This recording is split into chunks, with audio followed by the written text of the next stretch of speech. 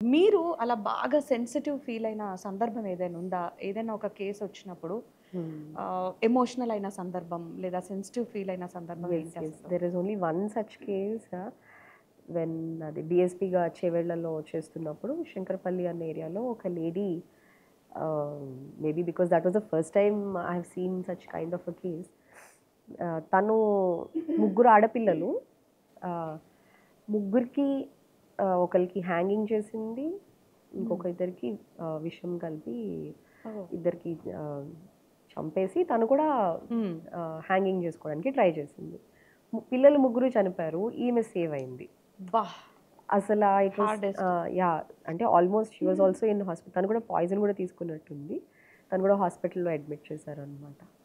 So, she was under lot of depression. వాళ్ళ husband చనిపోయి డిప్రెషన్‌లోకి వెళ్ళిపోయి అట్లా చేశారు. హ్మ్.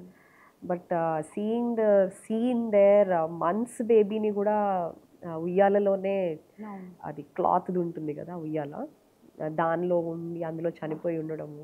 ఇద్దరు చిన్న పిల్లలు ఎంత ముద్దుగా ఉన్నారో వాళ్ళు just they were sleeping not knowing. ఆ రోజు మీకు నిద్ర కూడా పట్టుండదు గదా! ఐ ఫెల్ట్ ఇలాంటివి. Very bad. అంటే కళ్ళంట నీళ్ళొచ్చాయి ఆ రోజు ఆ! ఆ పిల్లల్ని చూసినప్పుడు. తర్వాత అంటే maybe that is first case అట్లా హ్మ్. చూడడం వల్ల. హ్మ్. ఇంకా వస్తూనే ఉంటాయి అట్లాంటి కేసెస్. వి ఫీల్ అరే! ఇట్లా ఎందుకు చేశారు? కొంచెం కాన్ఫిడెంట్‌గా ఉంటే బావుండేది. కొంచెం ఎవరిదైనా అడ్వైస్ తీసుకొని ఉంటే బావుండేది అని అనిపిస్తా ఉంటాయి కేసెస్ వింటున్నప్పుడు. హ్మ్. But yeah! That is what happens in the society.